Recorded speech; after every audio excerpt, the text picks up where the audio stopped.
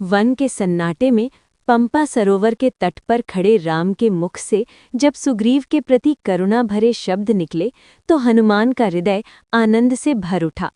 विनम्र होकर उन्होंने पूछा, हे वीरों, इस दुर्गम और भयानक वन में आपके आने का कारण क्या है? तब लक्ष्मण ने शांत स्वर में सारी कथा सुनाई, सीता हरण, वनवास और सुग्रीव की शरण लेने का उद्देश्य।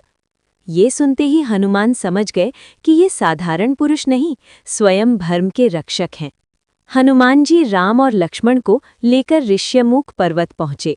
वहां भय से सिमटे सुग्रीव को जब ये समाचार मिला तो उन्होंने सुंदर और तेजस्वी रूप धारण किया। धीरे धीरे वे राम के पास आए और प्रेम पूर्वक अपना हाथ बढ़ाया। राम ने उनका हाथ थाम लिया और दोनों वीर एक दूसरे से हृदय से जुड़ गए।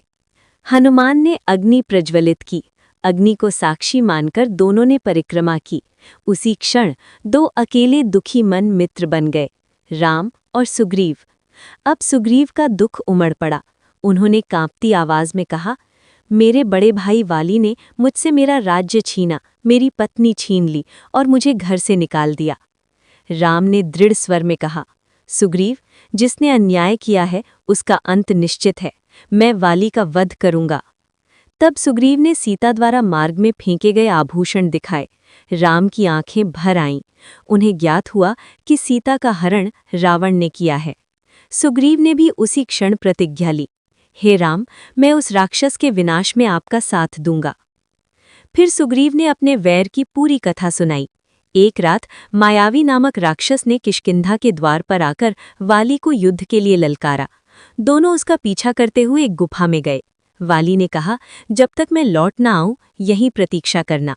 1 वर्ष बीत गया, फिर दूसरा भी। अचानक गुफा से रक्त की धारा बहने लगी। युद्ध की गर्जना नहीं सुनाई दी।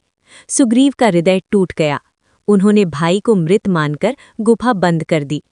पर जब वाली राक्षस को मारकर लौटे और सुग्रीव को राजा बना देखा तो वे क्रोध से अंधे हो गए।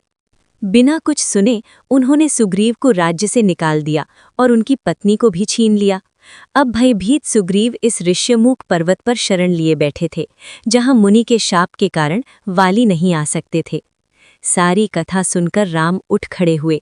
उनका स्वर न्याय से गूंज उठा, अन्याय का अंत होगा। मैं वाली का वध करूंगा और तुम्हें तुम्हारा खोया हुआ सम्मान लौटा दूंगा। और उसी क्षण वन की हवाओं ने जैसे घोषणा कर दी, अब अधर्म का अंत निकट है।